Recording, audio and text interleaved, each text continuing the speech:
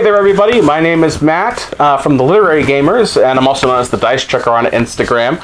And we're here with another edition of the Mash Bill.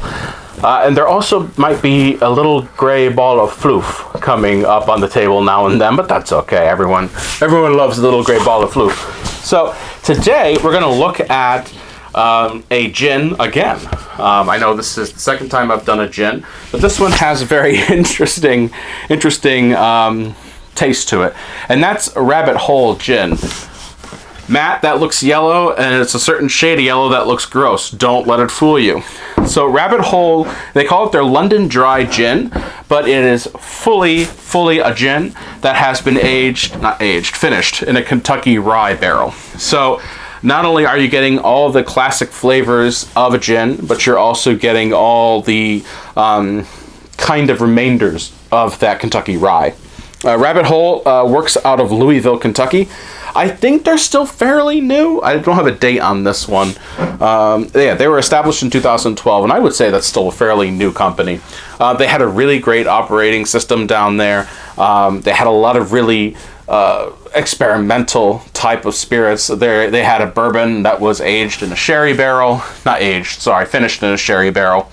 so you get a lot of these interesting little kooks here and there with the finishing. Hi, you okay? It's Mr. Drooly Pants today. Anyway, so what I like about this gin is it took an English classic. You know, everyone always loves a good gin, and they've taken it and they've done something a little bit different with it. And I just really thought it was kind of great. It's very smooth.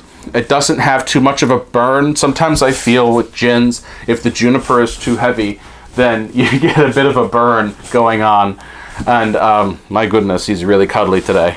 And I would say that the rye, even though the rye often gives me a burn, doesn't actually affect me much when we're talking about the London Dry Gin here. Yes, it's dry. It's not too sweet. So I've always heard that Americans like their gin sweeter than the English. If that's incorrect, please let me know. It's just something I've heard throughout the years. But oh, I can't wait till Jen edits this.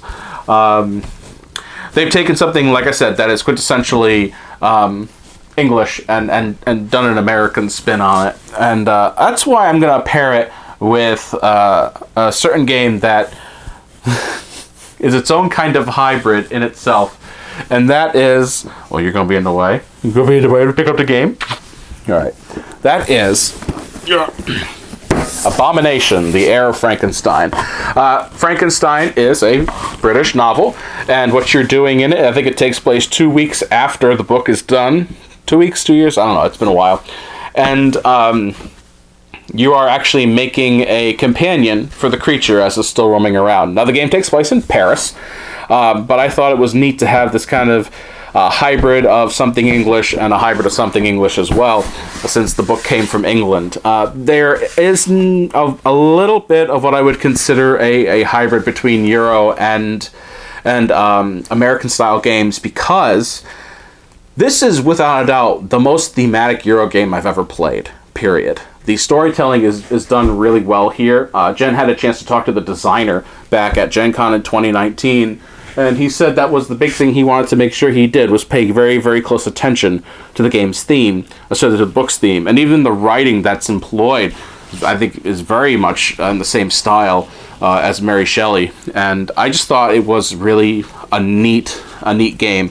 And you are working to, like, I'll throw the switch and it's alive type of thing. It's not a game for everybody. I'm going to put that right up front there. It's sometimes gory. It's sometimes a little much as far as the gothic nature of the game. However, I do feel the game is upfront about that. You are building a creature out of body parts you're finding around the city, and there's even a place where you can go just commit murder in an alleyway. And you get fresh body parts, yeah, but you're going to suffer on your morality, and now you're wanted. So... And that's, like I said, it's not a game for everybody. Some people aren't going to be into the theme. And that's okay. It's okay to not be into the theme and say, it's too gory for me. But for the people who do love Gothic horror, who love the original Frankenstein written by Mary Shelley, this is a phenomenal game that captures that theme perfectly.